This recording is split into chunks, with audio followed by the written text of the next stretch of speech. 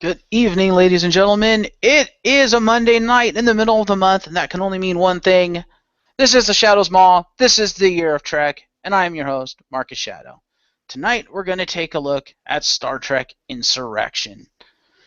And joining me, of course, we have James Phoenix. Hello. And Chriz the Mole. Hello. Alright, so Star Trek Insurrection. Very basic plot, much like a TV episode, and that's actually one of my complaints, is that this would have worked much better as an episode of the show as opposed to a movie. But it's basically Data is on loan to the Federation for a mission of, keeping an eye on people, a civilization that they're considering. Well, normally it'd be that they're considering application for Federation. However, this one's a little more surreptitious, which leads into the entire plot of Data finds something, gets damaged, his kind of ethical and moral protocols take over, and he reveals the whole thing. Enterprise comes in, rescues him, finds out shit's going bad, has to save the people of the planet, and fuck the Federation. Or at least the admiral in charge of this operation, who's basically lying to the Federation behind their backs. To a degree. And that's pretty much the plot of this movie. Yeah, I don't. Hmm? Strictly speaking, if you believe the Admiral, he wasn't lying to their backs. The Federation Council approved his plan. Yeah, but he didn't disclose everything they were going to do. Now, he was lied to as well, but not... The only thing he didn't know was, and spoiler alert for any of those who didn't see the movie and are planning to, that the Son'a, the villains, are basically the same race as the Baku, the people on the planet. That's really the only thing he didn't know. Aside from that, he knew exactly what was going to happen. He, for the most part of, get the people off the planet and then use the collector to collect the particles. Yet, I don't think he actually ran that by the Federation, because I don't think they would have okayed the relocation of an entire species off a planet. Well, again, that's the thing. They would have, according to the Admiral, because as he said, number one, it's not an entire species, it's 600 people. That's less than the population of most small towns in the United States. And number two, that's not their planet.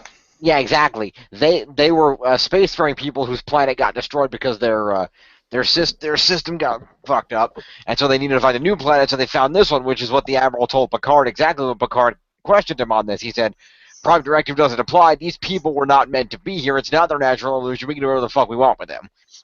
Fair enough. For a guy who's hosting the Year of Trek, he really doesn't know that much about Trek, does he, Mole? He did, like I said, it's mentioned during the film. Yeah, I didn't notice that's what he said about that. About the whole Prime Directive doesn't apply to him thing. I must have missed that part. I didn't hear that part. That was the big dramatic scene in Picard's ready room where Picard challenges him, we're going to throw out everything we believe in for this scheme of these particular creatures of yours. And the Admiral's like, I don't care, Picard. Prime Directive doesn't apply. I'm ordering you. When was he Jamaican? He wasn't Jamaican. Okay, but you were making him talk like this, man. I didn't say Mon. No, but I added the man because it's part of the Jamaican man. I don't know. He's like, oh yeah, and Picard says, and how you doing, brother? No. He became Jamaican the same time Kofi Kingston did. Anyway, but yeah, basically that's what Picard's like. No, I will not tolerate this. This is clearly unethical as all hell. I don't care if you have some bizarre justification for it. I won't go along with this. And the Admiral's like, I don't care what you're going along with, Picard. Take it to the Federation Council if you want, but they've already approved it. By the time you finally got a protest, this will already be done. I'm ordering you to return the bad guy's men, and I'm ordering you to leave this alone.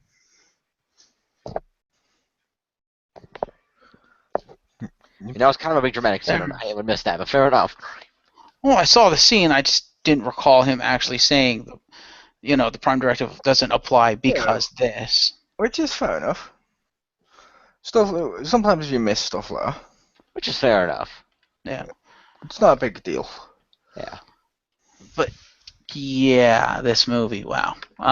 It's not as bad as I remember it being, but yeah, it's got issues. It's the Number best of one. the next gen films. No, no, it's not. Not in my opinion. But anyway, the problem with this movie, and I realized looking at the entire movie series that this holds true for every movie, and I think that's why this movie and Nemesis suffer and are as bad as they are. Nemesis is fucking terrible, but this movie was too Picard centric. I did not like it was Picard centric, and well, another thing I didn't realize until I, went back to rewatch this movie. Patrick Stewart is an associate producer. I'm like, oh god, that no.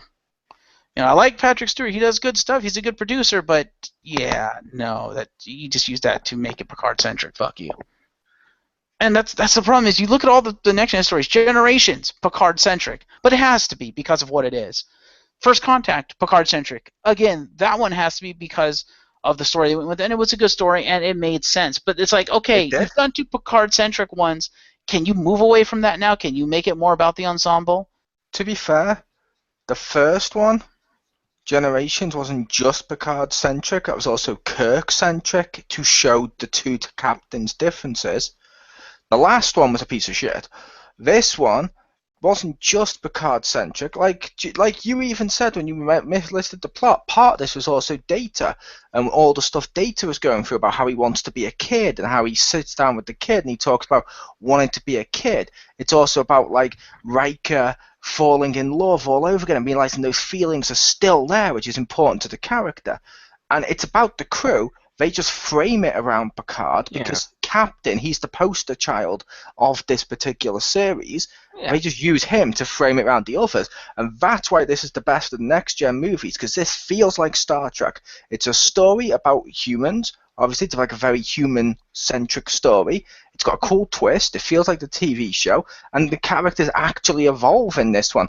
Unlike the last one that felt like an excuse to do CGI to battle Borg Queen. Because that's my problem with a lot of these films. There's just been an excuse for a poorly designed villain who normally gets thrown off like fucking his own rock. Just fucking thrusts him forward. Who gives a shit? This one, it wasn't just, villain of the movie easily gets defeated and it moves on, doesn't feel like that it's really that important. This one feels actually kind of important because all the characters actually evolve from a story standpoint. And that's Star Trek to me. It's that thing of like technology versus like natural evolution and the boundaries which you cross, and he's not just going to follow the Federation because the Federation says so, which people always try to say Picard does, which he does do a lot, but it's that thing of that mentality going back to when Kirk did of we're human, we need to do what's best, not what we're told is best, and that's why this is a great film. I still didn't like the fact that it was Picard centric. I felt that there was too heavy a focus on Picard. Yes, there's evolutions in characters. Yes, they explore some things with the other characters, but it doesn't focus again enough on the ensemble, on the other characters. It's always Picard, and I'm like, why do you have so much screen time? Because like I said, he's like the poster child, and like I said, but this one they did something the other ones hadn't done. They evolved the other characters and still framed down Picard because let's face it. Patrick Stewart, like I said, poster child for this one. However, the last one, for example, what did they do with Geordi? They had him in scenes where the guy's making jokes about taking a leak. This one, he does that beautiful scene about how he's never really seen a sunset the way you've seen one. And it's like, that's fucking deep as fuck. That's a great Geordi moment. That's probably the best Geordi moment. Yeah. It's a good Geordi I moment. will give him that. And I love that his eyes well up at the end of that scene too. That's great acting there. Yeah, that's what it's about. Like, it's cool seeing like Riker discover that for the first, like, discover those feelings are still there. Like, you even got the dynamic between Picard, Worf, and Data, which normally it's not those three. Usually, it's normally Picard, Riker, and Data normally. So it's cool seeing Worf get a little bit more respect. And then we see, like, what happens to Klingons when they go through puberty with the long hair? And I'm like, that's kind of funny. That's kind of clever. And the gorge. Yeah, which is kind of clever. And I also loved, like, at the end when Riker's like, Yeah, I know this planet, and he's mentioning about how, yeah, this planet just brought out something that wasn't even there, and Worf's basically like, since I've known you, those feelings have always been there. Get the fuck over yourself. And it's just this planet. This planet's brought them to the surface. And like, that's great. Worf's actually learning more about human emotions and is actually telling people, just get over your shit, basically. And I'm like, that's a great moment for Worf as well. Not only that, Worf got to beat up a whole bridge full of dudes that didn't need Data to save him and make him look weak.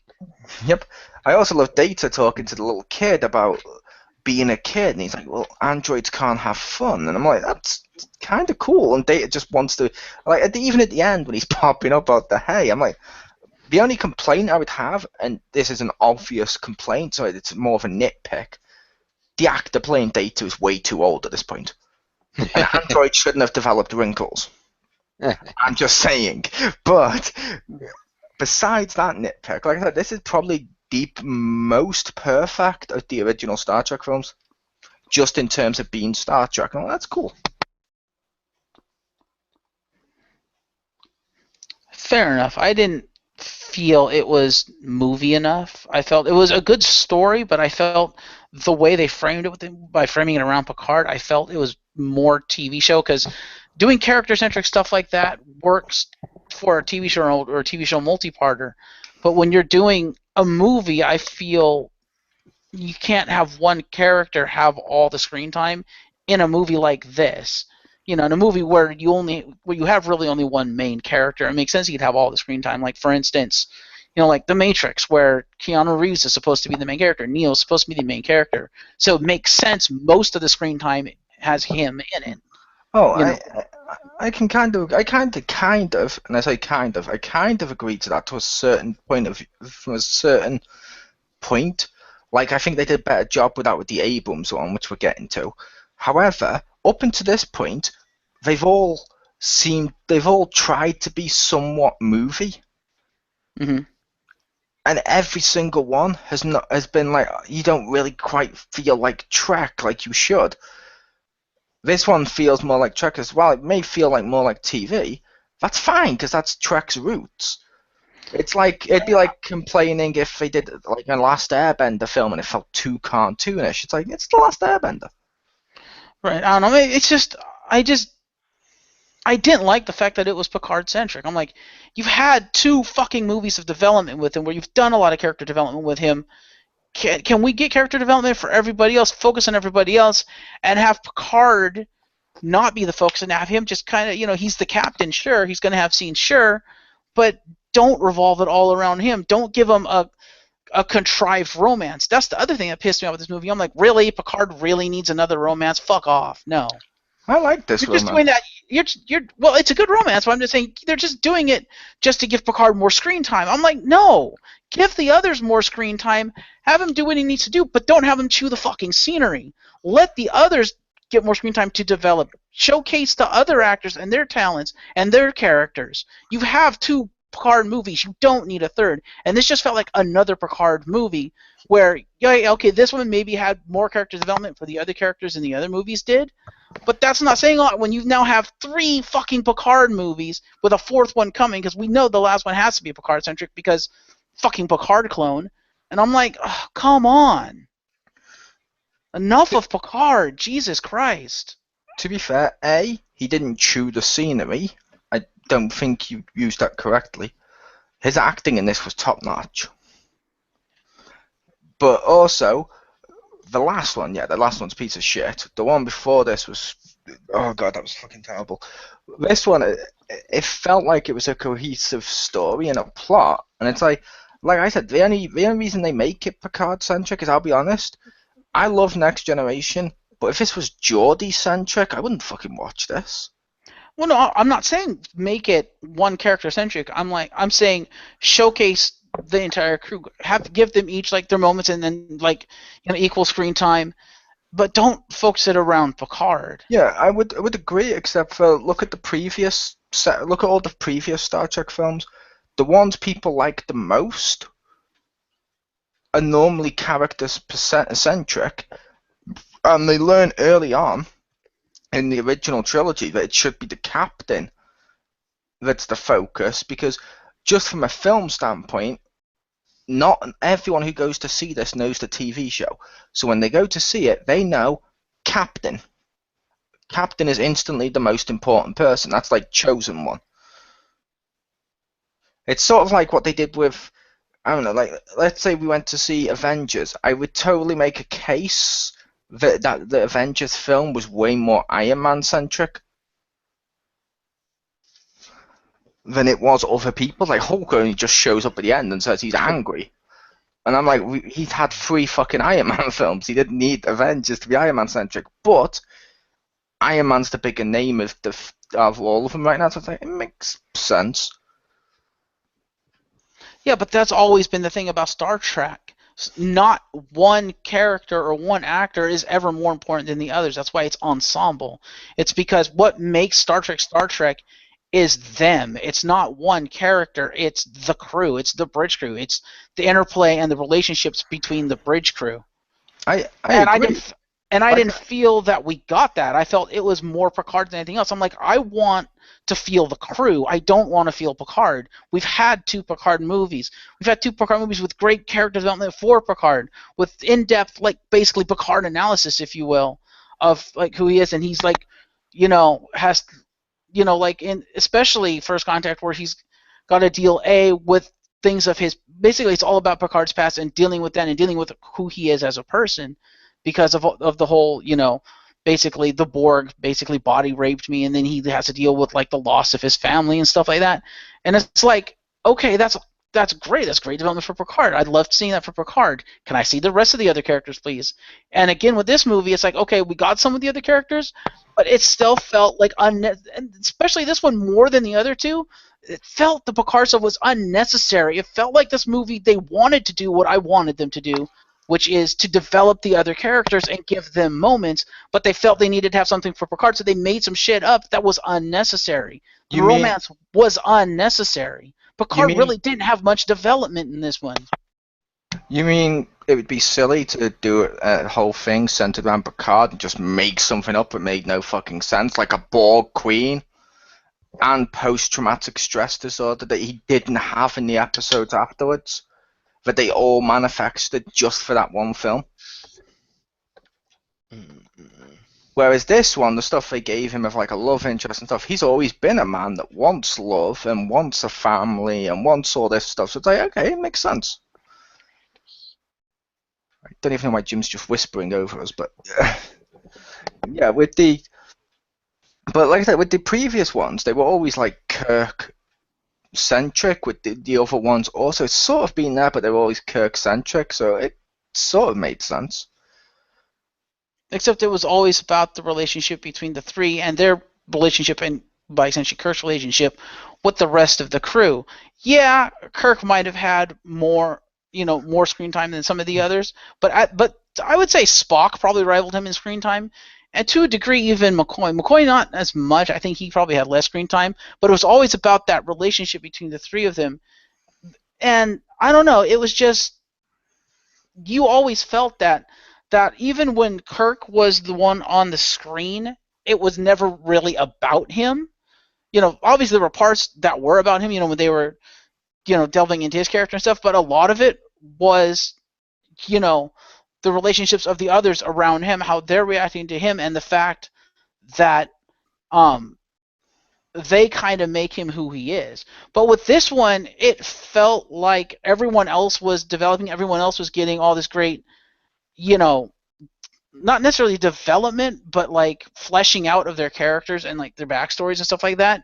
And Picard, because he's had 2 movies of fleshing out, basically, there was nothing for him. And like I said, it felt kind of contrived and unnecessary for what they did with Picard. It's like, well, we need something to do with him. Fuck it, let's give him a love interest. And I'm like, really?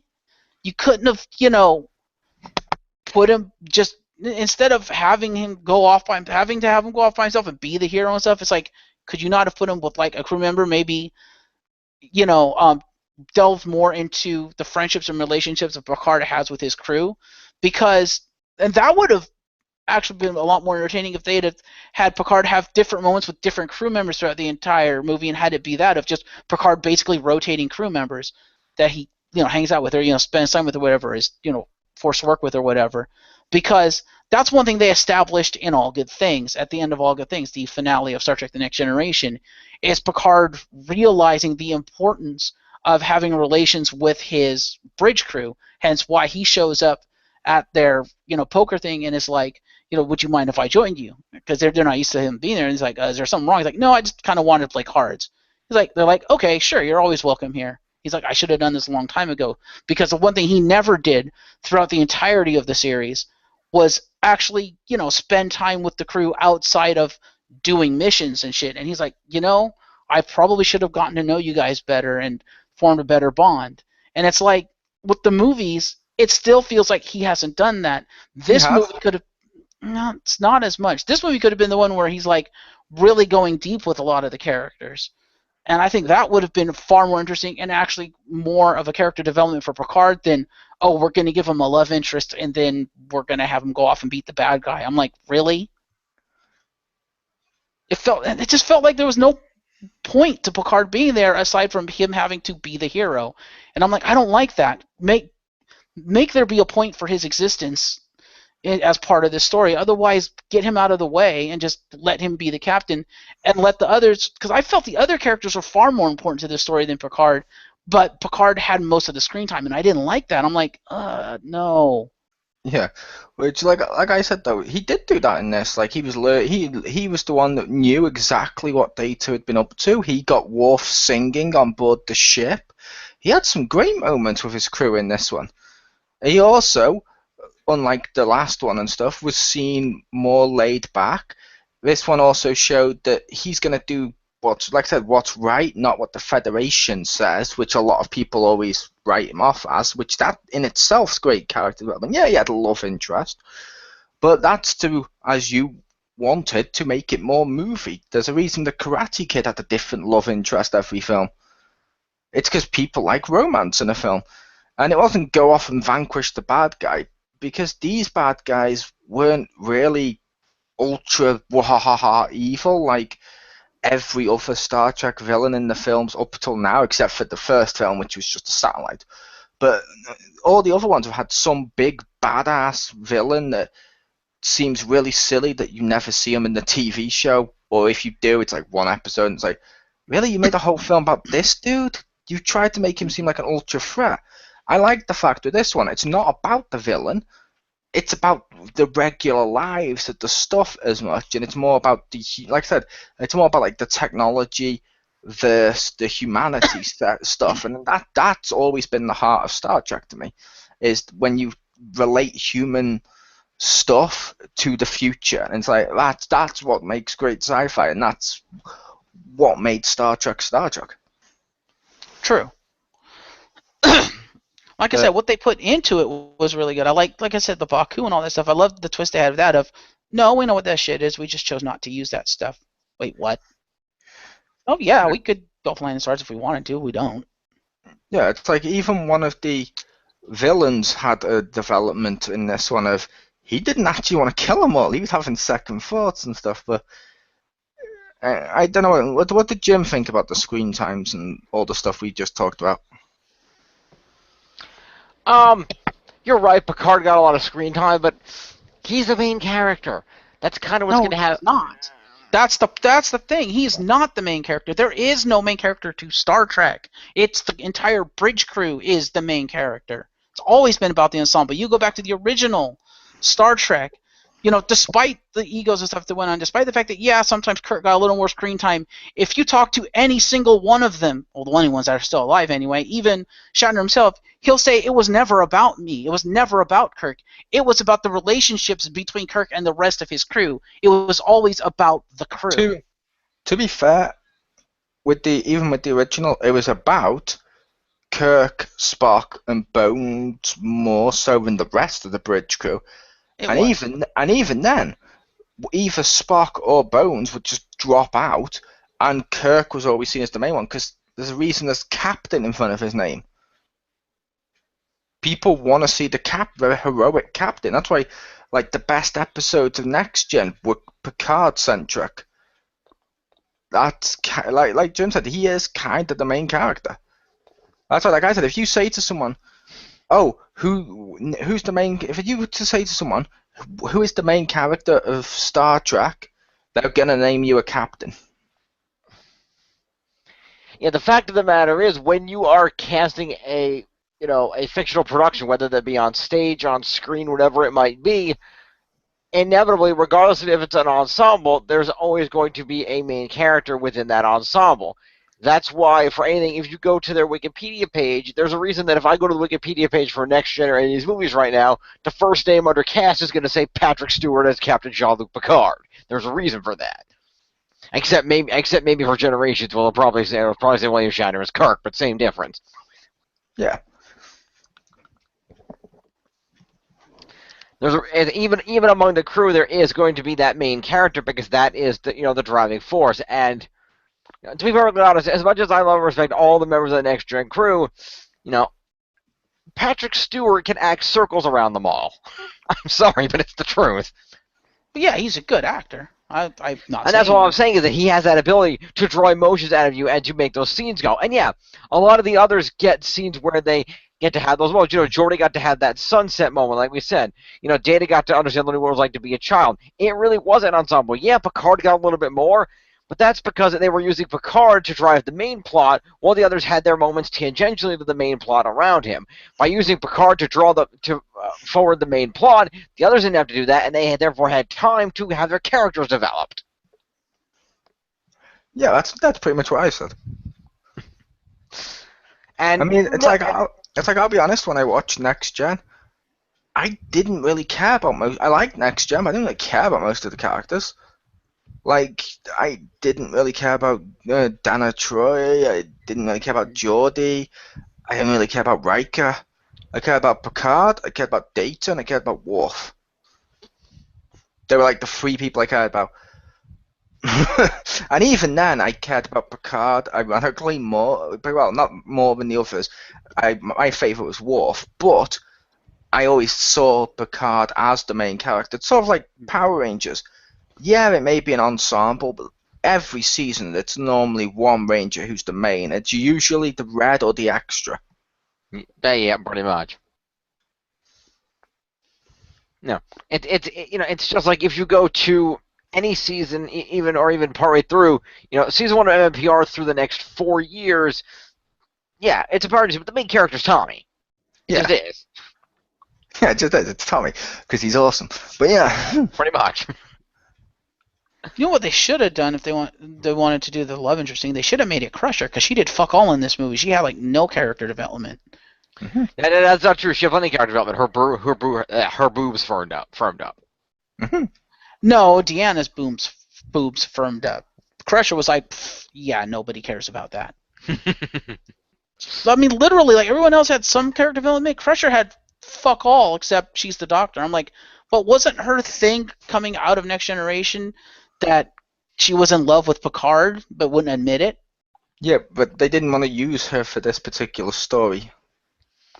Yeah, that's because, like they mentioned early on, when she's like, "Oh, if you're feeling different, you could easily go to Dr. Crusher," and Riker's like, "Nah, it's okay." Basically, they didn't want to use her because she would have been able to tell them straight away, yeah, you're not acting like yourselves. You're I don't know, digressing. Which I'm like, okay, it's cool to see, like, as much as people may disagree, it's cool to see beardless Riker with the actual personality of current Riker. Goes to show that the beard didn't necessarily make him awesome like some people think, and I'm like, that's cool. That is true. That is true. Yeah, and I'm not saying use Dr. Crusher as a doctor. I'm just saying have her do something. Give her a character development piece like everybody else. I'm like, but you have her here, and you're doing nothing with her, and she's getting, they're kind of getting younger thing. It's like, wouldn't that be perfect to have her, like, kind of kindle that romance with Picard? Because if they're regressing, she would not have the years of mature temperament to basically tell her to, that, that this isn't right or anything, or that, maybe I don't want to do this. She'd be, well, for lack of a better phrase, listening to her hormones more. Yes and no, but, it's a matter of, like I said, number one, the thing with Crusher is the problem with Crusher is she's too damn good at her job, and they needed a way for her to basically have this whole everybody's getting younger and the Baku or immortal thing, so that Picard could realize it later and it could be like this dramatic reveal. If they had used Crusher, like you said, she's the doctor, that would have been her thing, was analyzing these changes. And the problem is, if they had Crusher analyzing this and then had the big reveal later on where Picard figures it out, the first question would have been, wow, Crusher's a terrible fucking doctor. How did she not notice this? So, yeah. Unfortunately, if they had tried to use Crusher any more than they did, it would have hurt her character, not helped. Yeah, and also with stuff like this, sadly, there's not enough time to do it to every character. It's like, who saw the first X-Men film? Mm-hmm. Focuses on Wolverine. He's clearly the main character of the X-Men because he's the one everyone loves. How long was Storm in that film? Yeah. Then in the second one, how much was Cyclops in that film? Yeah, that's what I was saying. Instead of having this needless romance with this Baku, in which I'm not saying it was bad, portrayed badly or anything at all. It was actually pretty well done. But I'm saying instead of doing that, why don't you go with the romance that needs to be there, the romance that's been pervasive throughout the entire series, and use that as the reason why Crusher cannot analyze it, because as she was regressing, she became more and more infatuated with Picard to the point that it began to interfere with her ability to think rationally, hence why she would more readily give into the thing. It's happened before. It makes sense. It did happen once before, but that was a physical brain manipulation, number one. It was. And number two, this was happening very slowly. She had, Riker went a little over, but she's would have had more than her family's now. Plus, not only does she have, that fact of, I'm going to try to, remain stoic and whatnot because I'm not totally sure about that whole Jean-Luc thing, but she's also going to have to think of if she's getting younger. What also going to start popping in her head every time she walks to her Picard? She's going to start walking to her Picard, and every time she starts thinking about that, what's going to be in her head? Jack Crusher. That's going to be in her goddamn head. She's going to be like, oh, shit, oh, right, Jack, I probably shouldn't do this. Also, I would also say two things about that, Marcus. One, as Picard mentioned in this, and he has mentioned it in the series as well, he likes an older woman. But number two... Nice. But number two is basically they needed Picard to fall in love with a woman here just because of the thing like I've mentioned of Picard normally listens to the Federation. However, he will be willing to go against the Federation if what he thinks is right. But in order to get him to what's right, he needs to have something in his heart there. So having him fall in love with this local woman he'd be way more willing to go to bat for these people instead of doing what the Federation tell him to, which it was a necessary love. It wasn't like they just decided, let's give him a love interest and it had no importance to the story. It was really important to the plot of this particular film, and she was a great new character. Yeah, it worked very well, and that's exactly it. There needed to be some kind of connection to these people to make them sympathetic to the Enterprise crew, so the Enterprise crew would want to defend them. There needed to be a connection, not just we've been hanging out with these people. It's a beautiful planet. They're very nice people. We respect their unique perspective of not wanting to use technology, even though they have it. It's an interesting perspective, and having that connection there was the drive needed to make, and like I said, to go against Federation. Because the fact of the matter is, one thing we know about a lot of the crew members, especially gunboat diplomacy kind of guys like Riker, they're more than happy to go to bat and start a fight if it's the right thing to do. Riker's done it multiple times before. But the fact of the matter, and even some of the others, Worf's done it. Worf knows how to, do the right thing, go to bat for what's the right thing. He's done it for the Empire. Geordi, they've all done it now and again. Geordi's done it for Data. So on and so forth. But the fact of the matter is, it's all good that they can all want to go and do this, but they're also loyal to Picard almost to a fault, as was pointed out in the last movie. And the fact of the matter is, if Picard didn't go along with it, they would not have. So there needed to be something to convince Picard, and Picard's strict loyalty is to the Federation and the tenets for which it stands. So, like Paul said, there needed to be something that would sway him to the side of the Baku are just a peaceful race, and this isn't the right thing to do. And that was a way to get him over, so that, because he was the one that needed to be brought over. The others, you would believe it. That's why when Picard puts his pips on his desk and he goes and grabs a rifle and shit, starts loading up to go down, and all of a sudden the big door opens and the whole crew is standing there standing there armed, ready to fight with him, you buy that. If that had been somebody else, like if somebody else had been if Worf or Riker had gone off to do this, and the door opened and Picard was standing there, you wouldn't believe that. You wouldn't be like, no, Picard's not gonna fucking do this. Why would Picard do this? Picard was sent by the Federation even if he doesn't agree with it because it's the right thing to do. But by seeing this, by showing how Picard was swayed over to the side of the Baku, you understand that, okay, Picard was swayed over, Picard's gonna do this, and you readily accept that Picard's gonna do this because it's the right thing, and the rest of the crew is gonna go along with him, not only because Picard thinks it's the right thing, but because they would have thought it was the right thing before he did. And also because of the third thing as well, which would be they'd also make the people sympathetic to us. Only That too. because, don't get me wrong, I'm not saying we would be completely against them, Marcus. However, because of their standpoint, and because he's a really popular character, these are the people who may or may not have shot Data out of the sky and constantly tell us Data's bad. We need something to make them likable. Data's really a beloved character, and they're completely against him. You need something there to hook the audience to be like, okay, now I can feel for him. That is true, yeah, because right off the bat, because until they find the hollow ship, you don't understand why it was that Data was telling them the others were the enemy and why his ethics subroutine kicked in the way it did. And once you find the hollow ship, you realize he was shot, then once it all falls into place at that point, that's when they trust him again. But up until then, yeah, they see Data as the bad guy, so there needs to be something to make a connection between these two peoples.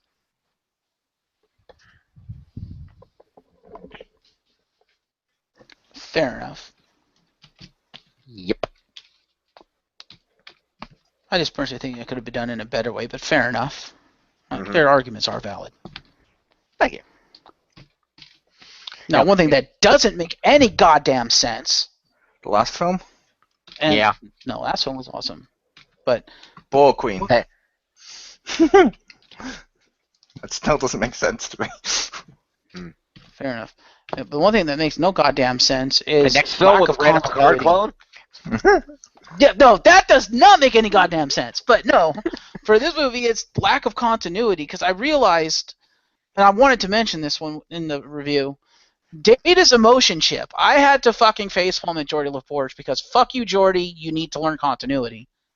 Okay.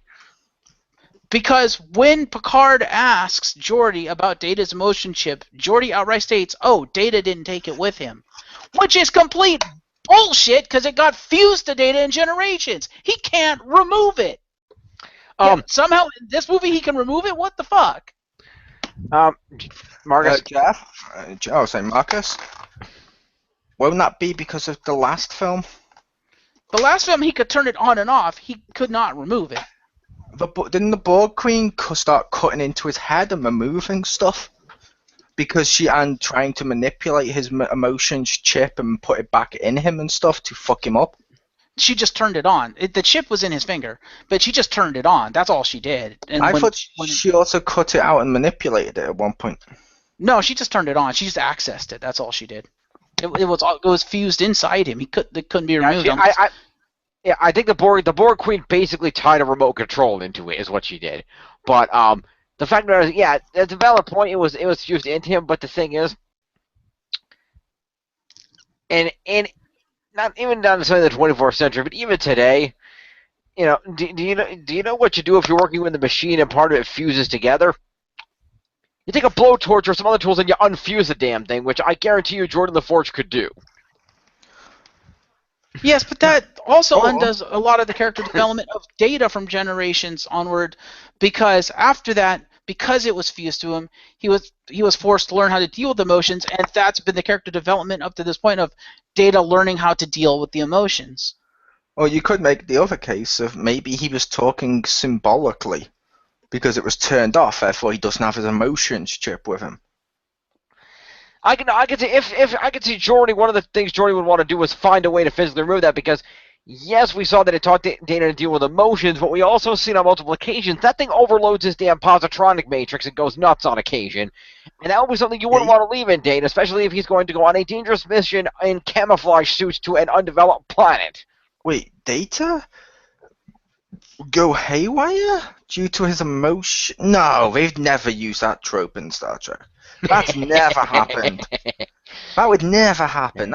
That'd be as likely as, I don't know, someone in a shirt with the color red dying. It's just not going to happen. I don't know. It just felt like a step back doing that because it felt like, okay, you can remove it again. So basically nothing happened for the past two movies because it's like, okay, he learned how to deal with some of the emotions, but now he doesn't have to fucking deal with it at all because he can just take it out again. I'm like, What?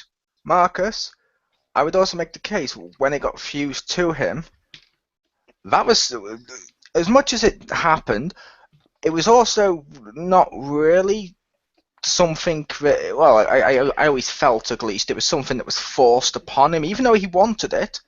It was forced there, which means now he has the choice. He can choose to be as human as he wants, and therefore he can take the emotion chip with him, and therefore it gives him free will, which we're always told makes us human, and that makes Data Data. Like like you see him with it, and he'll take it with him as much as he can. Yeah. And I'm like, that's kind of cool because. But that's why they established in First Contact his ability to remotely access it through his positronic matrix. He can turn it on and off. That gives him the free will. I just don't like the fact that now he not only does he have the free will to turn it on and off, he can physically remove it. I'm like, no, that's a step back because that basically undoes Generations where it got fused because it overloaded his positronic matrix. I'm like, no, keep that. That was a great character moment. To be fair, removing it is exactly the same as being able to turn it on and off. It's the same type of choice. That's complete. That doesn't undo Generations. That's like saying, okay, then the last film would have sucked for undoing Generations. Why? Because it made them turn it off, which is the same thing as if you remove it. Yeah, and it really accomplishes the same thing, Marcus.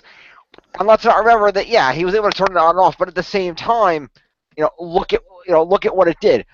I'm sorry, but if I were, especially if you think that if I were Data, and I had this thing fused into me, and the last time that I had this thing fused into me, and we ended up in a dangerous situation, I was mind controlled, mind raped, and basically had shit grafted onto me and whatnot, was being controlled by our mortal enemy and nearly destroyed my ship and all my friends. Yeah, I'd want to remove that shit too. But he wasn't. He was playing her. At the end, yes, but at first he wasn't. You gotta remember, at first she was using the chip to control him and to show him the skin and stuff, and Data explained that he was tempted by it for, what do you say, 8.72 seconds?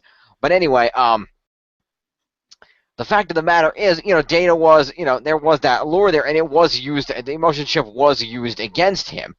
And that's a big problem if your emotions can be... Great.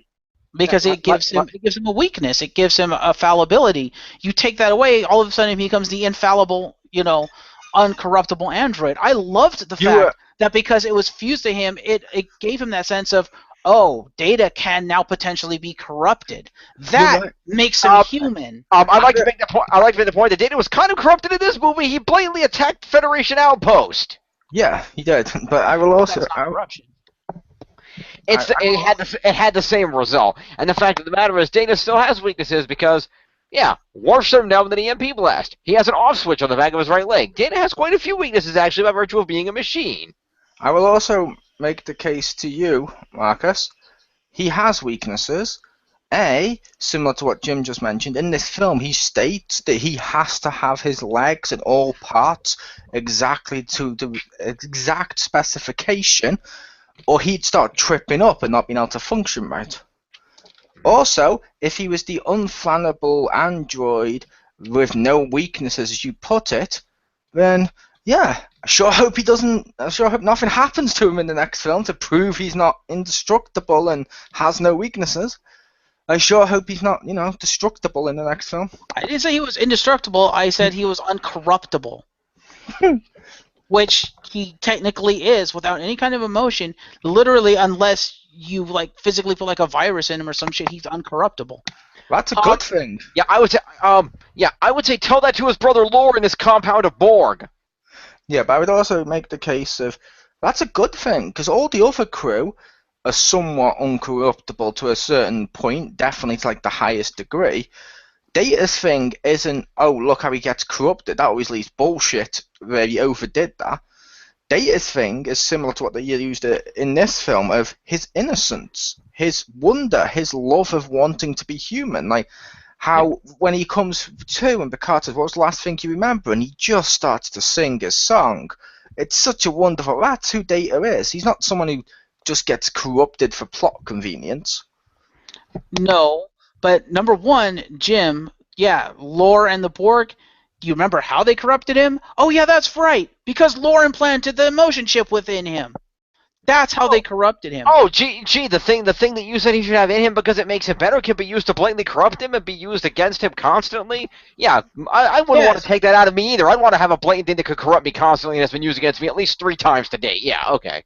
Yeah, but that's because Data strives to be human. When it became fused to him and he was forced to learn to deal with the emotions, he realized that fallibility because of your emotions is part of what makes a human, and he accepted that. Yes, when he realized he could not take it out, he was like, you know what? I wanted to become more human. I now have the ability to simulate human emotions. The fallibility that comes with those human emotions is part of what makes a human a human. I am now becoming more human. I'm now getting what I want, and I'm okay with this. Yeah, but it's not a fallibility of having emotions. It's a fallibility of having a microchip that can overload you with emotion and physically control your actions, number one. You're looking at the wrong aspect of it. Number two, I make the point to you that on all the occasions at which this has occurred, his best friends, the crew of the Enterprise, have had their lives threatened and people have nearly been killed because of that exact shit. If Data's choice was between I want to become more human and have these emotions and I like my friends to be alive, he's going to pick his friends over his own desire to be human. So what you're saying, Jim, is the needs of the many. Thank you. Yes, that's exactly what I'm saying. Except if you want to prevent this from happening, wouldn't it make more sense to have Data live with that thing in his body as much as possible to have him learn how to deal with it, so therefore the emotions don't corrupt him? And I'm sorry, you said the emotion chip can overload and control his body. No, that has never happened. What has happened is when it overloads, it shut him down because it overloaded him. How he got corrupted is because through the emotions, Lore was able to appeal to the emotional side of Data because all of a sudden he has emotions and corrupt it that way. It's not that any overload happened that controlled his body. It's that Data through emotion made the choice to follow Lore. No, that you clearly no, stop. You clearly didn't watch that episode. No, because every time the Data was like, no, Lore, maybe I'm going to go against, maybe I'm going to go. What happened was, if you recall, Lore had a little thing in his own finger where he had implanted the actual emotions chip that he was radioing the emotions of to Data via a duplicate thing that he put inside Data's finger. And whenever Data started considering maybe we shouldn't do this, brother, Lore turned the thing and Data went down. He went, ah! Would you like more emotions, brother? Yes, please. Good, and don't question me again. Yes, but it didn't force him to do stuff. It was tempting him with the emotion. Again, it was the fallibility of emotion and his desire to have emotion that allowed him to be controlled. Did you see Data's reaction? He was the closest an android could be to being in pain. And I will also point out, just for the record, when you mentioned how this happened, Marcus, your exact phrase for this was by putting the emotion chip in him. Therefore, I thought he put it in. I thought he put it in, but he's right. But yeah, Jim is right. But it was still using the emotions to control Data. Yes, but I was saying, your point is he has no weakness if it's been removed. But how does he have no weakness when you stated when he had this weakness, it was someone put it in him and exploited it?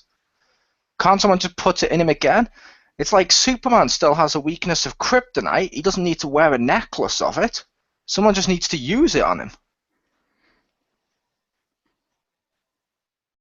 Yeah, that's not going to be highly likely because, number one, if it's not on Data, it's on the Enterprise. Good luck getting it off the Enterprise. Number two, unless you're, I don't know, like Lore, who, is a Sung-type robot and knows how to do that stuff. If you're not a Sung-type expert, you're not going to be able to install that shit into Data. Number three, good luck shutting them off. Although that's probably the easiest part of the whole thing, but yeah, either flip his off switch or do exactly what Worf did in the movie we're discussing. Yeah, that, or also, like the last film, also the Borg did it, which, as you mentioned, they were still around afterwards when they show up in Voyager and stuff. The Borg is still a massive threat, which means there's still a threat out there that has the technology to corrupt that chip. Yeah, That's the a Borg that's could. a yeah, but that's a really dangerous thing to do. It's like, while the emotions are good, it's the corruption of it which makes it bad, and also Data being as human as he is to a certain degree, which is also wonderful, and also with Data always willing to do like stuff like the rest of the crew do, where they make sacrifices. I would argue him having the ability to take it out instead of almost keeping it in him, which he sort of wanted, is also in itself a sacrifice. Which that's one of the first times Data's made as big a sacrifice as some of the other members of the crew. No, but to me, that sacrifice made no sense, because if he has it in him and he uses it and learns to deal with it, that cuts down on the chance that he'll be corrupted by it, because he'll have learned how to deal with it, and he'll have learned all these different emotions and be like, okay, I've had experience with this now, I've been living with this for a while. If someone tries to use it to corrupt me, it's less likely to work because I've dealt with this now, as No, opposed to if he takes it out and then someone just, and he hasn't used it in, like, say, I don't know, a while, and someone just puts it back in him, all of a sudden, boom, emotion. It's like, well, yeah, he's going to become corrupted to be because fair, he's not going to know how to deal with it. but to be fair, the key word is chip, emotion, chip. Therefore, it's not like he plugs it in him and he learns to deal with it, and therefore he's going to be fine. Because it's technology, it's designed to overload his circuits and stuff like that. Having it out, if anything, lets them study it more, so they could find a way for him to deal with it. But having it on allows him to learn how to deal with it, and maybe even get his positronic matrix used to it so it doesn't overload again in the future. Because it's not designed to overload his positronic net. It's designed to allow him to experience simulated human emotion.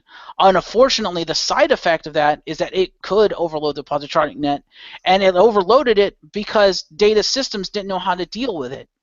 But because data system isn't like your standard computer system, it's an evolving system, obviously, because data is basically artificial life. Just like it's almost like a human immune system learning how to deal with, like, the flu. How do you get it to learn how to deal with the flu? You inoculate it with a vaccine so that it gets used to dealing with what's coming. It's the same thing.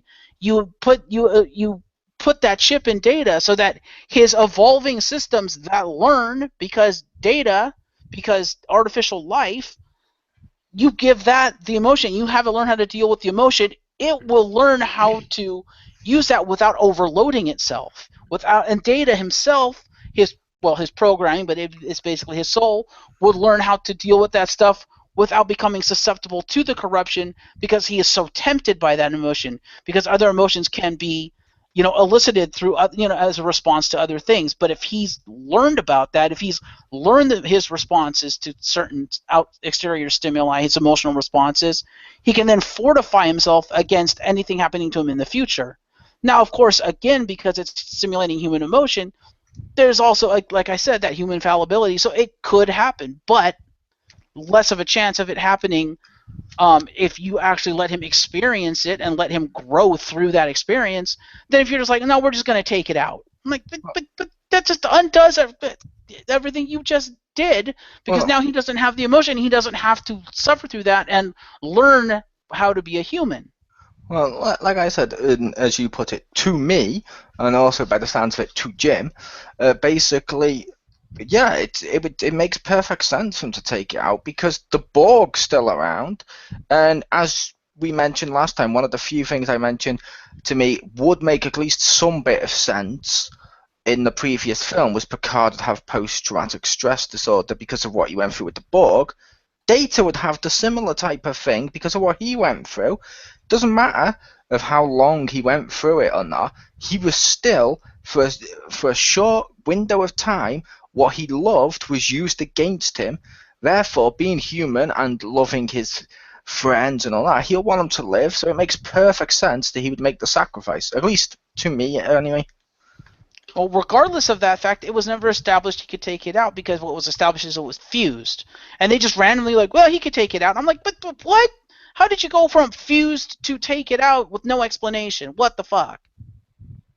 And that's my point, is that regardless of whether it's right or not, and I feel he would decide to keep it in, and they should keep it in for character development. But regardless of that, the fact of the matter is, it goes against continuity because there's nothing there that says he should be able to take it out. Everything points to that it's fucking stuck in him, and he can't take it out.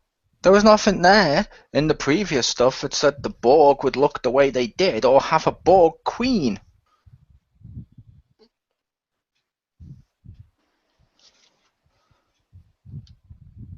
Same thing with the previous films, where a lot of the stuff they do wasn't established in the series and stuff because they have to expand upon it. It's just implied that off screen maybe they found a way to take it back.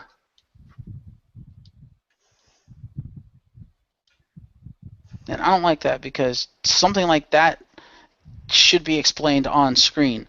Like, changing the look of someone, okay, fair enough, that doesn't necessarily need to be explained on screen. Or, like you said, the Borg queen needed the fuck to be explained because she wasn't around during the series. That should have been. Yeah, I can agree with that. They kind of retcon that in.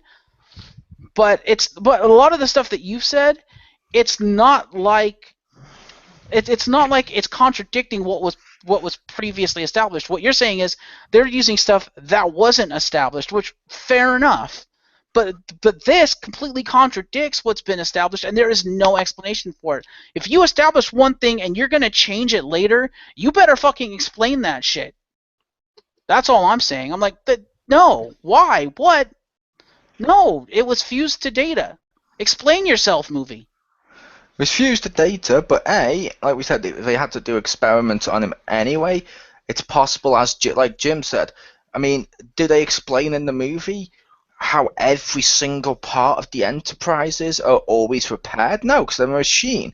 They have the technology. Data's a machine. They have the technology to fix him, repair him, and something like that stands to reason they would have the technology to remove it. Except they don't, because it's outright stated in Generations. I believe Geordi's even the one that says it, of data, it's been fused to you. We can't get it out. You're stuck with it, basically. They outright say it's fused to data. We can't remove it. Yes, they say that in Generations, which was how many years till now? Do you honestly think that the crew of Next Gen, like Picard, if someone told him, for example, Data is going to have something in him which could overload him and affect Data badly in the future, and especially with the last film, could be used with the Borg, are you telling me Picard wouldn't find a way? And are you telling me technology doesn't evolve in these films? Yeah, it's been 4 years, and you're dealing with Geordi LaForge. I guarantee you, if Data said, Geordi, I'd like to find a way to remove this, Geordi would have found a way to remove it. It's like at one point they also told him he couldn't get rid of his visor. They got the technology later on, and he removed his visor at one point. Yeah, and as of Next Gen time, they didn't have ocular implants that could, they weren't advanced enough to take the place of the visor. But by the time First Contact rolled around, they were able to put the ocular implants in because medicine had advanced. That's how it works. Yep, and I always got the feeling that Data was okay with it, because by the time First Contact rolled around, guess what? Data had lived with the emotion chip long enough that he used it on a regular basis. In fact, he was so used to it, Picard had to tell him to shut the damn thing off so he'd be effective in the field. So that tells me, Data's comfortable enough with it that sometimes he doesn't even realize he's got it on. Yeah, which also means, like you said, he was fine with it until First Contact, where he also gets fucked over. And like you mentioned, Picard also has to tell him to turn it off or he's not effective to the crew. One thing Data loves, it's being effective to his crew. They're his family. Yep. It's like anything, like any sort of TV shows. Like, for example, I know Ninja Turtles. If Raphael gets told about his anger, he learns, okay, I need to control my anger so that I can be better for the team. With this one, it's like Data needs to figure out a way around it. I mean, it's not as big a plot hole as some other stuff that Star Trek's done. It's like, it's not unrealistic for it to have been done off screen. Yeah. Yes, it is, because there was no precedent for it. No, there was no reason to do it. There was no precedent for the eyes. What? I said there was no precedence, like we just mentioned, for Geordie's Oculus thing, where they clearly stated it could never be done. Then when the technology evolved, they gave it to him. Yeah, something being impossible at a given point in time is not to say that that same thing could not be possible in the future.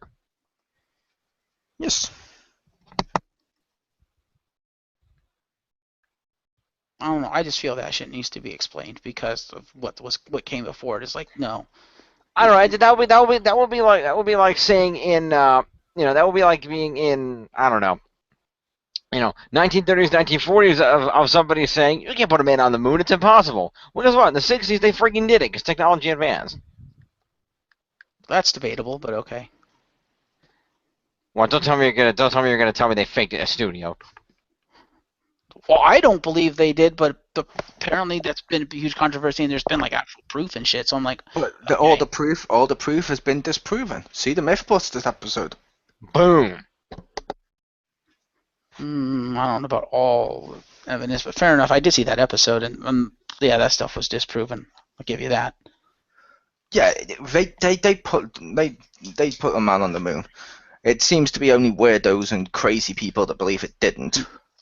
And to be fair, they believe anything. Like, there's even a conspiracy going around that Apple doesn't really give you music. There's mind control stuff. Ah, There's conspiracy theories of fucking everything. But the actual thing they're looking at normally, what Jim said, does make perfect sense. see, the thing is, I'm not arguing that what you guys think doesn't make sense. What I'm arguing is that they didn't establish it, and what they did establish goes against what was previously established. That's all I'm saying. If you're going to go with this, you need to fucking establish it. Otherwise, what you have directly contradicts what you've already established. That's all I'm saying. If Data wanted off, fair enough. Just do a quick little thing of Data saying, oh yeah, I kind of wanted that out for whatever reason or whatever. Or establish that they had found a way to do it and they did it, instead of just, a passing by of, oh, does Data have his emotion chip? Oh no, he didn't take it with him. It's like, the fuck? Where did that come from? Yeah, that's like literally out of nowhere. Yeah, but like I said, it was something that you could actually piece together yourself. B, they've done that in Star Trek before now, where they say something's impossible, then episodes later or a few films later or something, it's suddenly possible. Who cares?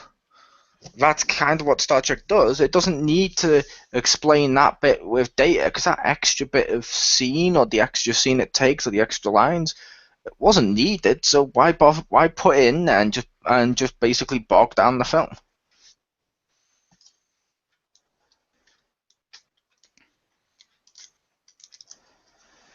I also didn't like the fact that Data didn't put it back in after he became Data again, or at least when you want to learn how to be a kid, because part of learning how to be a kid, you got to go with your emotions. Kids are very emotional. That's half of what it means to be a kid, and it's like, really, Data, you didn't think to use your emotion chip seriously? Yeah, it's because he was kind of studying to see what fun was. Then once he's established it, basically monitored it, he can find out what makes it fun for him. Yep. I don't know. I just didn't like that. I did not like the fact that Data didn't have the chip, and they just bullshitted something off screen. I'm like, no, come on. After everything you had Data go through with his emotion chip in the last 2 fucking movies, everything you've established, and you're just gonna off screen something I feel as important as this? It's like, really? Because to me, that's very important to his character, of the fact that he no longer has the chip, or he doesn't have it in him. He still has the chip, but that he was able to get it out of him. That's very important to the character, in my opinion. And I don't like the fact that they just glossed over that. To me, that's detrimental to Data's character. Which is fine, and to me and to Jim, it's not. It's just one of those things.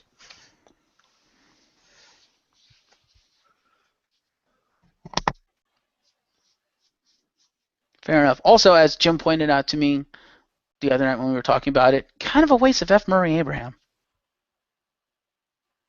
Which seems to be a common theme among Star Trek movies, of kind of a waste of a villain actor.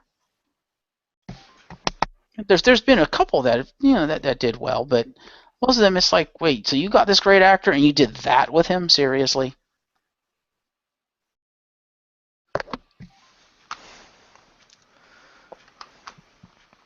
No, Jim, why don't you expand upon that since you're the one that mentioned that to me? Which thing did I mention to you? Sorry, I missed the last thing that you said. What was it when I said about the roughly removing the emotions chip, or No. about? Sorry, I didn't hear the last thing that you said. Wait to Jim my show, Jim. Good job. I was trying to find that information to see if they ever explained exactly how he got the emotion chip out. Excuse me. I was talking about F. Murray Abraham, about how you mentioned to me, and I kind of agree with you. Kind of a waste, and I said that seems to be a common theme among Star Trek movies. You get a great actor for your villain, and you waste him. Something like that, yeah. This particular F. Murray Abraham is an amazing actor. Watch Amadeus sometime if anybody out there hasn't. But Scarface. But the fact of the matter is, yeah, it felt like this villain particularly was a really one-note villain that really didn't give him a chance to do a whole lot. And I felt like they could have given a more intricate Khan-esque villain if they were going to cast F. Murray Abraham as a Star Trek villain. Yeah, I could see that. I made the point of, to me, I kind of liked the idea that we didn't just have another Khan or Christopher Lloyd Klingon or fucking half-assed Borg Queen and stuff. It's like I like the idea that the villain in this one wasn't the big bad, but for the actor, it could be a waste. But then again, you don't know. He could just happen to be a big fan of Star Trek. A lot of these actors that get into it go to Star Trek and ask to be in these things. Like some of the celebrities on WWE want to be there because they happen to be big fans. So while it may not be the best use of, say, his talent, if he actually likes Star Trek, that's going to be a huge fucking thrill for him. That is true. Yeah, that's still no excuse for the Star Trek people to half-ass the character. But I think I agree with both of you. I agree that it was better that this wasn't your big bad Khan-esque type villain. I like what they did with Raffo, kind of. I like the fact that they made it like a blood feud kind of thing, and I liked the history he had with the Baku because, same people and why he left and all that stuff. But I agree with Jim in that they should have made him more of a meaty character. He was way too one note. He was, because at the end of the day, you look at his character, he's just revenge. He has reasons for it, but he's still just revenge. They should, especially with F. Murray Abraham driving it, they should have made him, given him more facets than just revenge. Fuck everything else, revenge. And it's like, to me, that almost takes him and puts him toward the Khan-esque villain, where singular-minded, all I care about is the goal. I would have preferred, especially with a character like this, because of stuff they had set up and the way they presented kind of the whole Baku thing and the Sonar thing. I think it would have been a lot better for the character and for Abraham, and he would have ate it up. I think he would have been phenomenal in a role like this, where you don't have it all about that vengeance. You don't make it so one note that you're threatening to go into the Khan or the fucking Christopher Lloyd. You have it so that maybe there's other forces driving it, or maybe you have something else there that could potentially prevent him from going down the path, but then something else makes him say, no, you know what, fuck it, I'm going to do this anyway, kind of thing, instead of the only thing driving him is fuck all reason, revenge. I'm like, really? That's kind of one note. So I kind of have to agree with Jim on that. Yeah, but to be fair, besides the first movie of the motion picture, what villain have we had that hasn't just been revenge, or one note? True. That's why I'm saying with this movie, with everything this movie actually did get right, they had the chance to break that mold and actually have a three-dimensional villain. Yes, but I would make the case if they did that and they changed how the villain was compared to the other villains, don't they run the risk of people saying that's not Star Trek? Plus, the villain in this one isn't the driving force of everything. He's sort of the second. He's sort of like the afterthought. He's sort of the Miz in the Cena Rock feud. Oh no, I was saying with Murray Abraham being the driving force behind Ruafo because he's the actor. That's what I meant.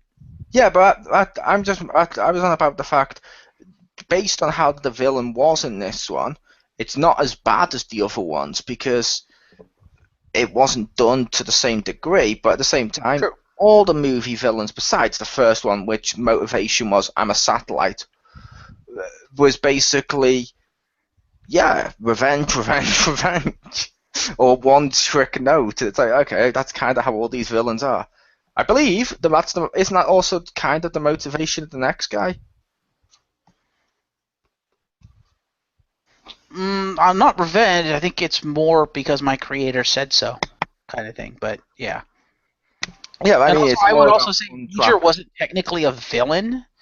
He was definitely the antagonist of the movie, but he wasn't. I wouldn't say a villain because it's not like he or it was out to do evil or to be bad. It was he was fulfilling his Oh, programming, and the so Enterprise was you're, just like, yeah, so, we'll fulfill it this way. so you're saying if it's not out to be evil or do wrong, then it's not a villain? Didn't you put the T-Rex on your list of villains?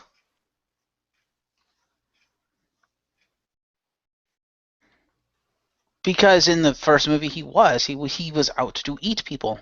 He wasn't out to do evil. That's just sort of what he did. That's just his natural instincts. It wasn't like he was out to do it for evil.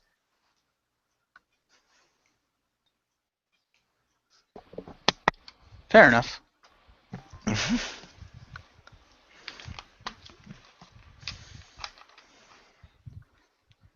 But yeah, I don't know. I just I kind of agree with you. That was one note, but like I said, like you said, Yeah, and I agree. I mentioned it too. They did not take it that far to like Khan-esque, but the Yeah, thing they like kind of threw him to just because he was so one note, and yeah, like despite how good he was, and despite the intricacies of the character, I still like I said, I felt that pull into the Khan-esque with a lot of his villain reactions, if you will, and then yeah, it's like really, you took this character and you went there with it. I mean, it says it all and I hate this character, I absolutely abhor this character, but it says it all when fucking Soren is more subtle than fucking this character. yeah, but to be fair, like I said, I didn't disagree with Jim that he was a one-trick note. I don't have Jim's back yet, but I didn't disagree with Jim. I am. I just said he is. But to be fair, all the other villains are. That makes it a Star Trek film. Complaining that the villain is a one-trick pony is like complaining that that an Enterprise is featured in the film. It's sort of a thing with the Star Trek films because normally it's about either the crew or it's about one character or it's about the story. The villain, it's not like a superhero villain. It's not like a superhero film where the villain is as much important as the heroes. It's usually about the journey with Star Trek. It's almost like a trek, if you will, and it's basically that's normally the driving force behind Star Trek, the story, the characters, and stuff like that. The villains are always an afterthought normally. Yeah, you get some that are cool, like the Borg were really fucking cool before the last film and Voyager, but the Borg were cool. The original Klingons were cool, but let's call a spade, they weren't exactly three-dimensional. They consisted of, I'm a Klingon, rah, or I'm a Borg, I must assimilate you.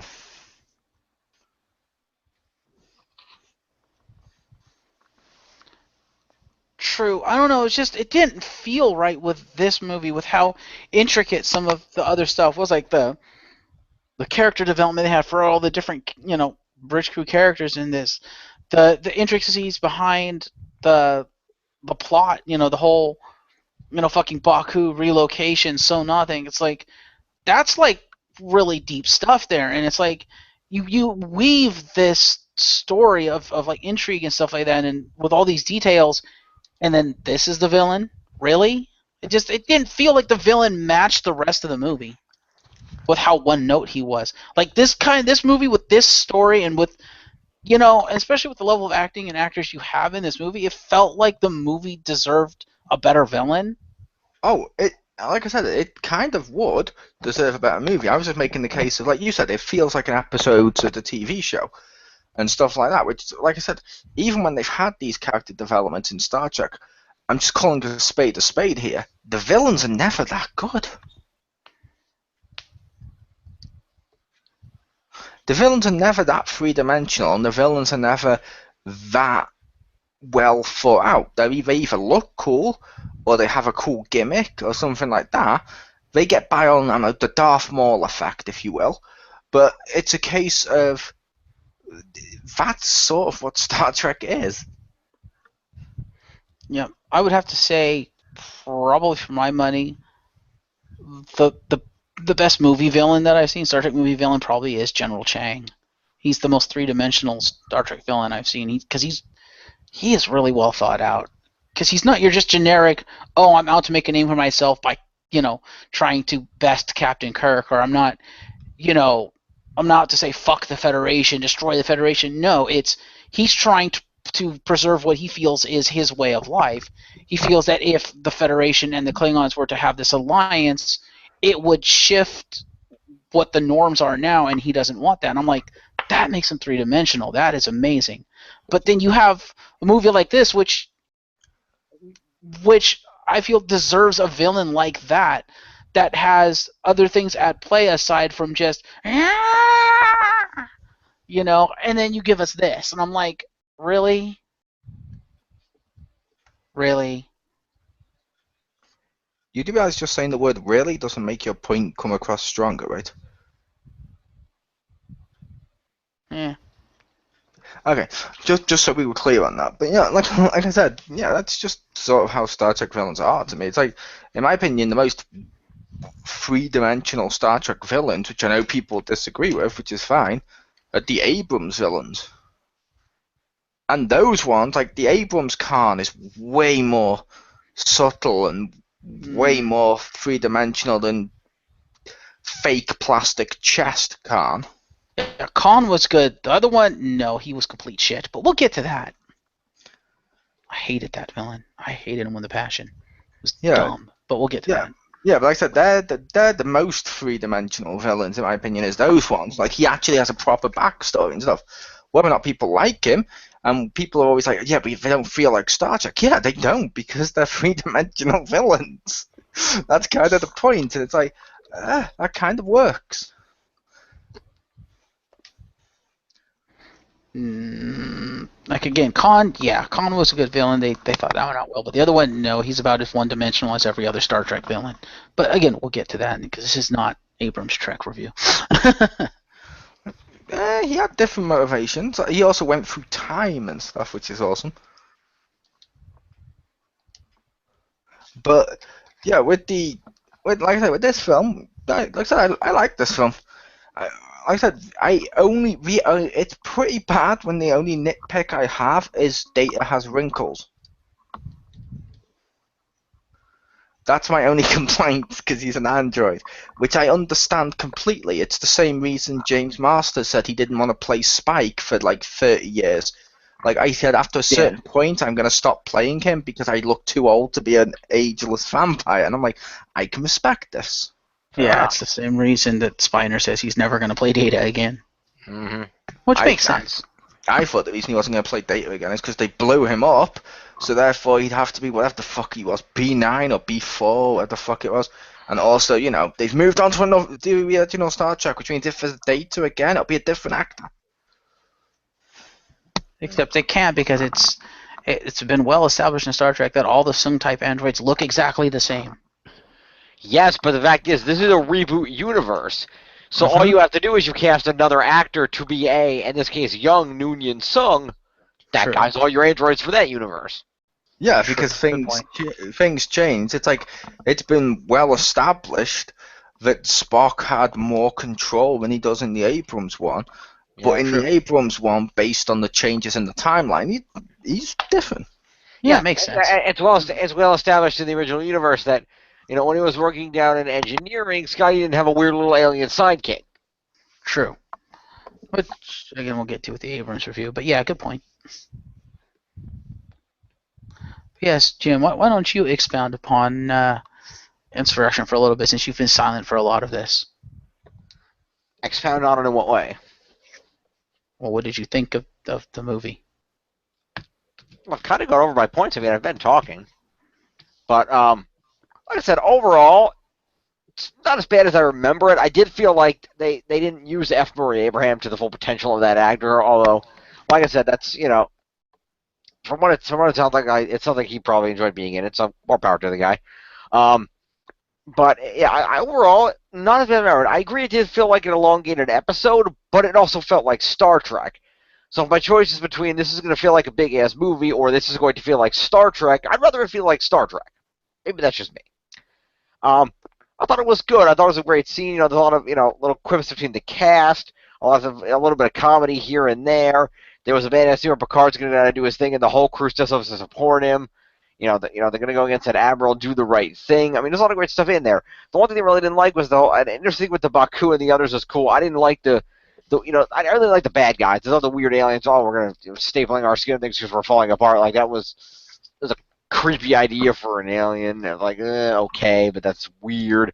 And I liked the way they tied it into the Baku. That was kind of cool with the backstory, but at the same time, it was like these villains don't seem like as much of a threat as they should be for this level of movie.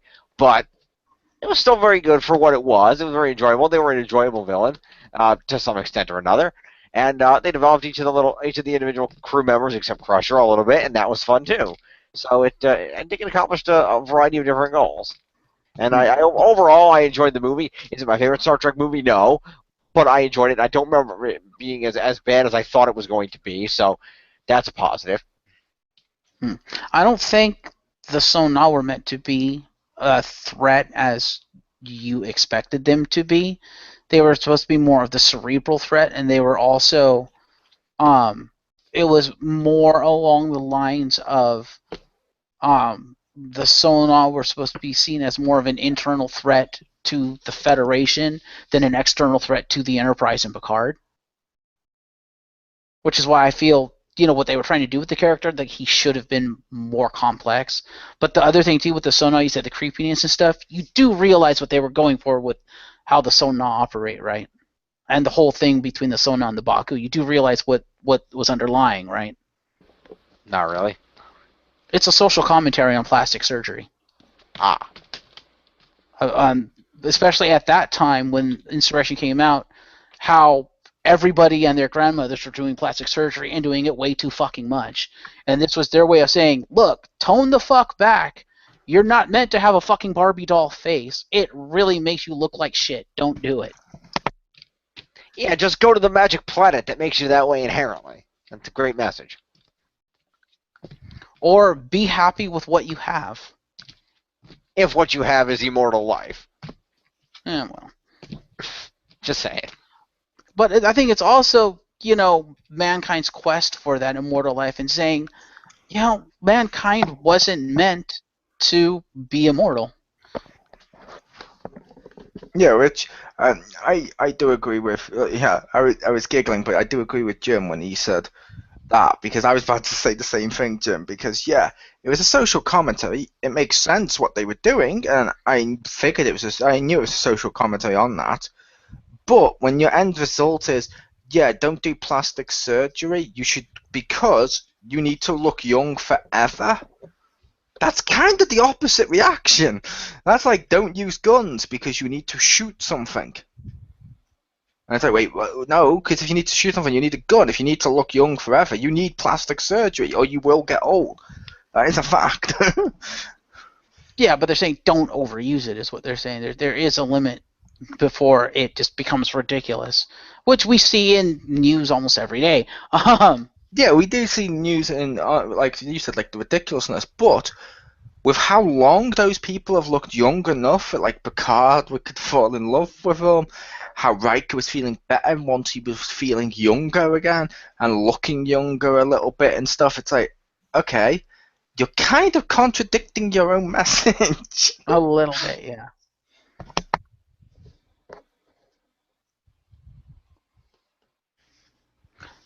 But I think we were more supposed to see it from the Sonos perspective. It was more their motivations and their journey than anything else of their quest for eternal youth through, I guess, 25th century plastic surgery, and what that quest will do to you. It was more, I think we were supposed to see the humanity, the modern age, current humanity in the Sona is what they were doing, as opposed to, this is the ideal life. Oh, you should strive for this. It's more, don't go overboard with plastic surgery because it will affect more than your physical appearance. Oh yeah, like I say, I do understand. Like I say, I understand the message, Marcus. I was just saying, by having the other one and the good ones being the youthful, good-looking, never aging True. younger people, it contradicts the message. If it doesn't matter what you look like on the inside, you don't need to look younger by living on a planet that makes you younger forever. What? That's not how this works. True. But that goes back to one of my original arguments of, I like what they were trying to do. I like the messages they were trying to send. They kind of did it in the wrong way, and I felt they could have done it a lot better. Like you said, because of all that contradiction. It's like, wait, what? No. Like you said, with the contradictory stuff, it's like you said, yeah, you're contradicting yourself at this point. Yeah, most Star Trek social commentary does because future, and it's like, okay, but it works. Well, it's because you got to have the good guys be the idyllic stuff because they're the good guys. You got to have people want to root for them and want to be them. Then at the same time, the social commentary's got to be from the villain side because you're usually doing a social commentary on something that's bad, and bad equals bad guy. So that's unfortunately that's kind of what happens, and it's like, yeah. Yeah, but it's also like that's something they had to do in this film as well, which I know we touched upon slightly, but I am glad they removed Data's data chip, or his emotion chip, I should say, because otherwise the message of this movie would be, don't have any sort of plastic surgery, unlike our hero who's had something fused upon his body. That's the robot equivalent of plastic surgery. It's kind of a good thing they removed that. Yeah. Oh, I'm not saying it was a bad thing that they removed it. I'm just saying I wish they'd had established it. But yeah, fair enough. I agree. Yeah, it works better when he doesn't have it, especially for what they did with him in this movie. I completely agree with that. Classic Data works far better in this setting and environment than Data with emotions. And like you said, for the message as well, it does work better. So, Jim rating. I rate Jim about a 2 out of 10 overall. Ouch. Ouch. What, he asked me for my overall Jim rating? I give him 2 mustaches out of 5. That's a little better. That's a little better. Just by a whisker. Oh! Thank you.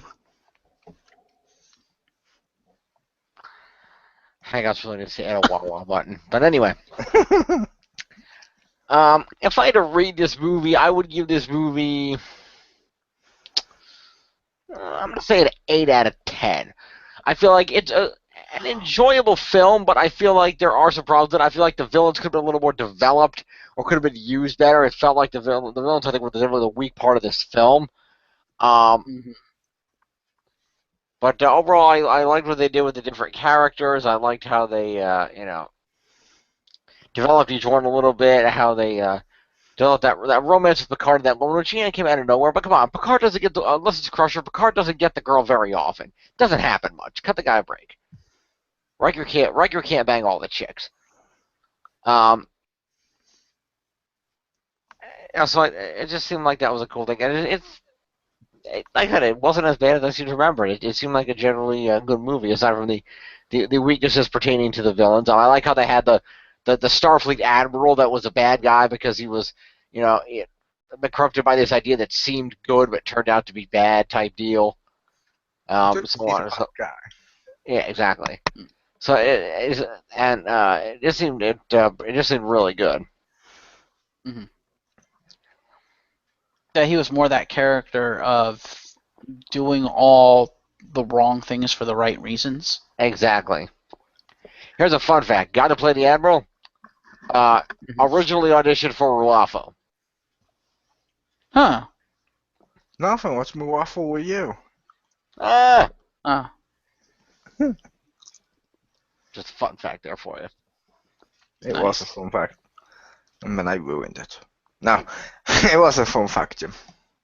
And then You get a gold star. Fair enough. Fair enough. Well, That's my rating overall. I feel like it's better than I remembered it. It's a decent film. It has some problems, particularly in the villain department, but I felt like the overall message was okay, and I like that they had the slight reconciliation between the ones who helped who helped Picard and the people of the home planet and whatnot. It seemed rather interesting. I think it worked. Although I will say they would have gotten an extra half a star out of me if they hadn't cut out a scene that they cut out of the movie. oh. Because I was reading and they cut a couple of scenes out, specifically scenes with Max Gronchick and Armin Shimmerman. Hmm. Max Gronchick, of course, plays Rom. He was just going to actually play a Trill, but apparently there was going to be a scene at the end of the movie after the whole somewhere near the end of the movie where Quark was going to try to set up timeshares on the Baku planet. Ah. Like, that would have been hilarious. Why would you cut that? But For alas. time. Yeah, probably for time. Or because it wouldn't have made sense in the grand scheme of things. And probably would have ruined the tone too, yes. But and that's the kind of thing where that's kind of thing where you kind of wish that at that point in time they had invented the after credit scene. That would have been amazing as an after credit scene.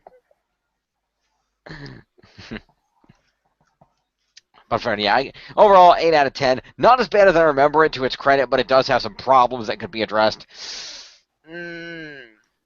Yeah, it has different problems than First Contact, but yeah, I would say I probably enjoy First Contact more as a movie, but I would say this one definitely has some problems as well, but it is more enjoyable than I remember it. Yes, I will agree with you on that. Over to Mole for his final thoughts. This is probably the best one of the next gen films. I mean, unlike the last one, which they had humor in this one, like I mentioned, like the scene where they're singing and stuff. But it doesn't feel like they go from ultra serious to ultra fucking comedy to piss jokes and the same joke over and over again like the last one. I'm like, okay, so this is a better film. It's also a better Star Trek film because it feels like Star Trek and hits all the Star Trek notes. So yeah, I'd rate this I'd probably give this a solid buy. This is a Star Trek film. This is a Star Trek film. The other ones, the last one was more of a Michael Bay film.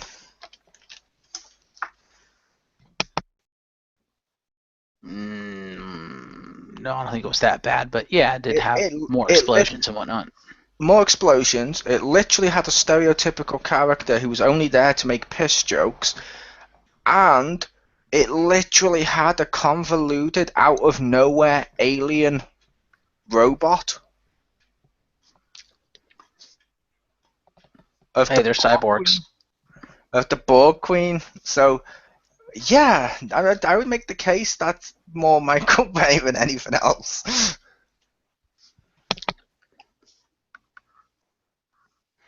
Yeah, I don't know. But anyway, I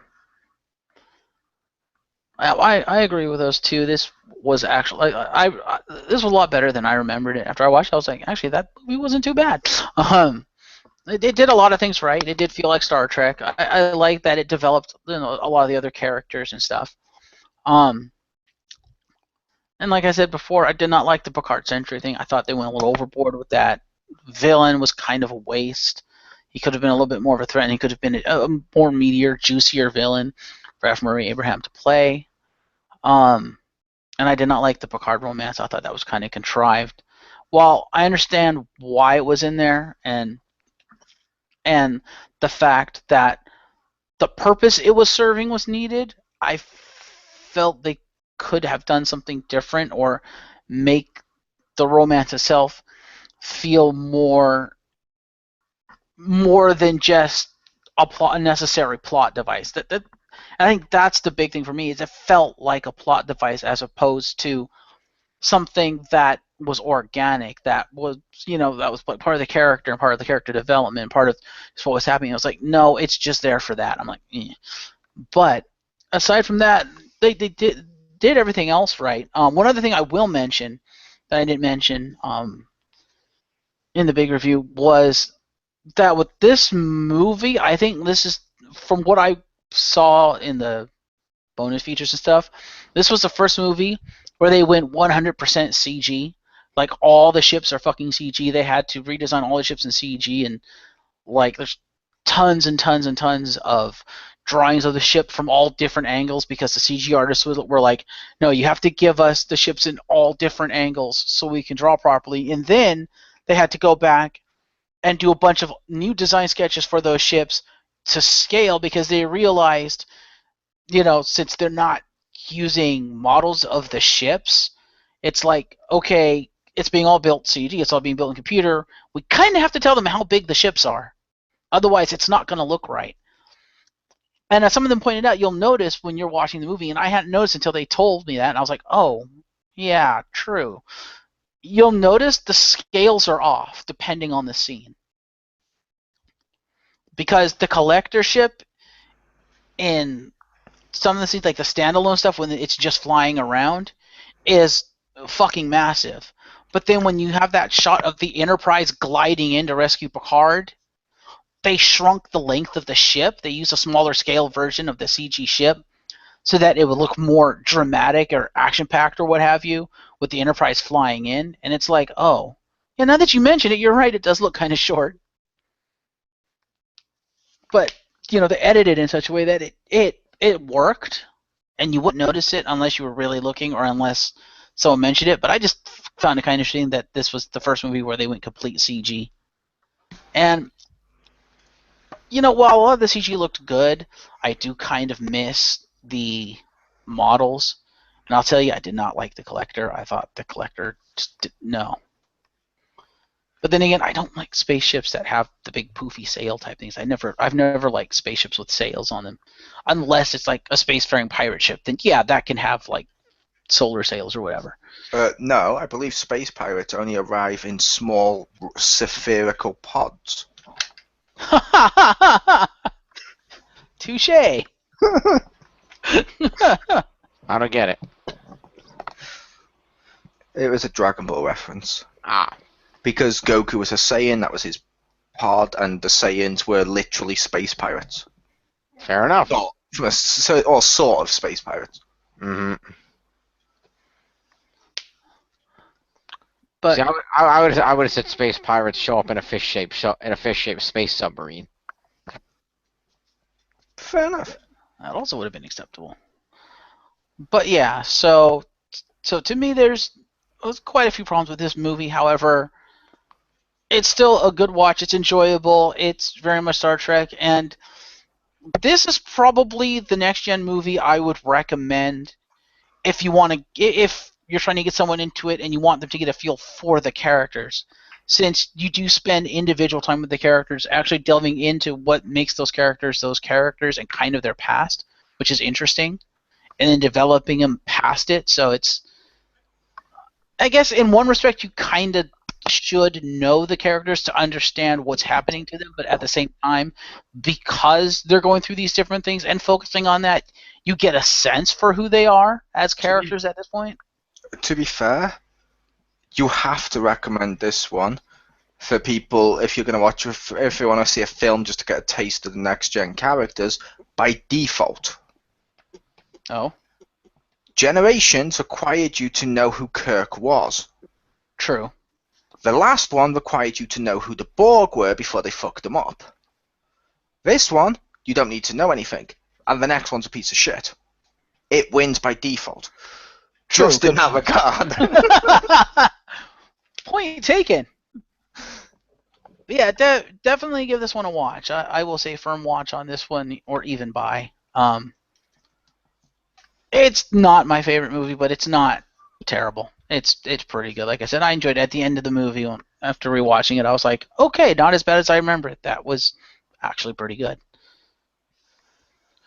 But next month, whoo boy. Next month, we're going to review the movie that Geordie LaForge, LeVar Burton himself, outright said it sucked. To be fair, it's the one we've all said throughout this whole year of Trek sucks, and we've all stated multiple times how much it sucks. And it's the film that's so bad they rebooted the universe. Yes. And I'm only saying this in advance, people, in case I don't make the review. Yep. Ah, true.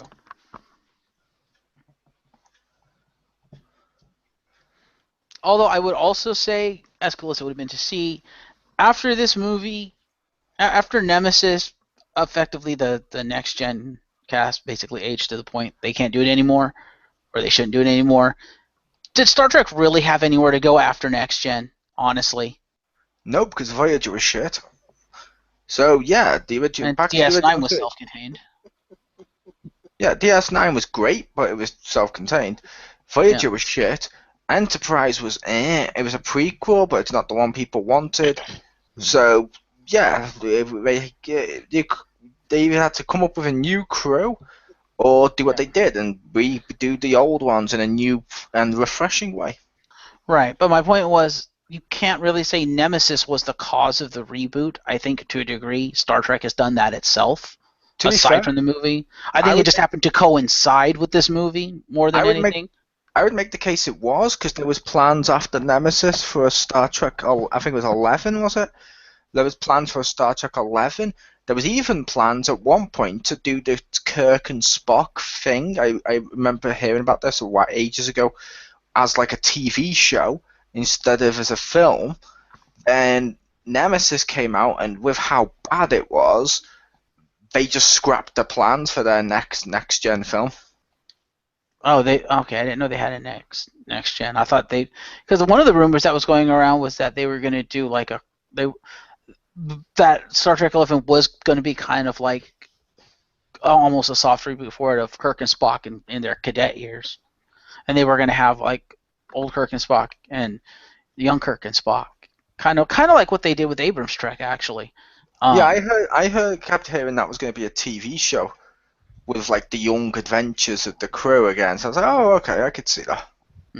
Yeah, I heard they were considering that for the movie, and then they scrapped it, and then boom, Abrams' Trek. But fair enough, yeah. Definitely stay tuned for that. That should be an interesting review, because that one's, I can almost guarantee you, is going to be a consensus of this movie sucked and here's why. Yep. And I will say, yeah, while like I said, the last film sucked balls, the next one, it does suck slightly worse. Which, that's pretty bad. But yeah, Nemesis. Oh. Yep, and then depending on when I can't even remember what the name of it is now, the new Star Trek movie, depending on when that comes out on DVD, Into Dark? No, that was the last one that came out, but I'm talking about the new one that's coming out next year. Sorry, I forgot about the last one. No, the one coming out next year. Ah. Depending when that comes out, we will be reviewing that, but it probably won't be until after DVD or Blu-ray comes out, because I'm assuming, Will, you're not going to see that in the theater. I don't know, probably not. So we'll review it after that. You get it there. Especially considering at the time it comes out, if I go to see one, it'll be Ghostbusters. True, fair enough. So my guess is with how long or how short it takes for that stuff to come out, we'll probably review it at the end of next year. Because I expect that to be out by holiday season, since the movie releases in the middle of like July. Yeah, it will be out in time for Christmas for people to buy the DVD and Blu-ray. So that will probably be a holiday review. Probably like one of the Christmas reviews. But yes, until next week, next month, I've been your host, Marcus Shadow. Thank you guys for joining me for a look at Insurrection. You're welcome. You're welcome. I always like those WWE pay-per-views. Ha. And thank you all for listening, and we'll see you for Nemesis. Night. Night. Hey.